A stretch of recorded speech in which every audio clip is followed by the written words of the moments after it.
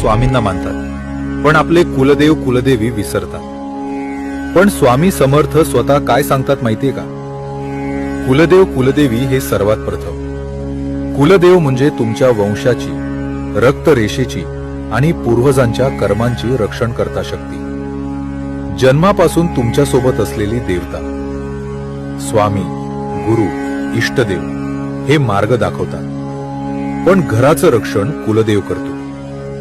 फक्त स्वामी भक्ती केली आणि कुलदेव विसरले तर भक्ती असते पण आयुष्यात अडथळे राहतात, कृपा असते पण स्थैर्य येत नाही। हे असंच आहे, छत रंगवलं पण पाया दुर्लक्षित केला। म्हणून स्वामी सांगतात, आधी कुलदेव कुलदेवी, मग स्वामी आणि गुरु। हे विरोधी नाही, हे पूरक आहेत। आजच मनात एवढंच म्हणा, माझ्या कुलदेव कुलदेवींना वंदन स्वामी, तुमची कृपा कायम ठेवा। इतकंच पुरेसं आहे। श्री स्वामी समर्थ।